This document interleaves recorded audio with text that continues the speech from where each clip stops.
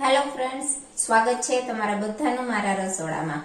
આજે આપણે બનાવીશું ગુજરાતી ફેમસ ખાંડવીની રેસીપી। તો ચાલો સ્ટાર્ટ કરશું।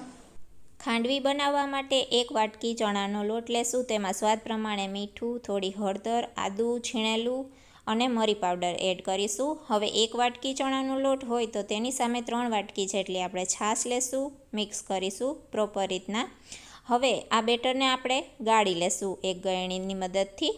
હવે આપણું ખાંડવી માટેનું બેટર તૈયાર છે, તો થોડું એવું તેલ ગરમ કરીશું અને તેમાં આ બધું બેટર આપણે એડ કરી દઈશું।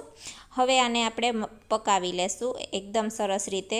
જોઈ શકો છો એકદમ સરસ ઘટ્ટ થઈ ગયું છે। આવી રીતના એક પ્લેટમાં રાખી ચેક કરી લેવાનું, એટલે કે આવી રીતના ચેક કરી લેવાનું ખાંડવી માટેનું બેટર તૈયાર છે આપણું। તો બસ હવે ગેસની ફ્લેમ બંધ કરી એક થાળી લઈ લેવાની, તેલ લગાડી અને તેની ઉપર આપણે આ બેટર બધું પાથરી દેશું। હવે ચાકુની મદદથી આવી રીતના આપણે કટ કરી લેશું અને ખાંડવી માટે રોલ બનાવીને તૈયાર કરી લેશું। તો આવી જ રીતના જોઈ શકો છો ફટાફટ ઇઝીલી એકદમ સરસ મજાના ખાંડવીના રોલ બનીને તૈયાર થઈ જાય છે।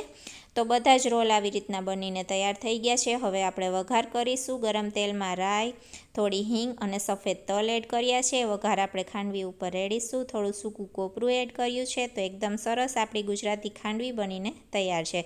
ફૂલ રેસીપી વિડીયો મારી યુટ્યુબ ચેનલ ઉપર આપેલો જ છે। ધન્યવાદ।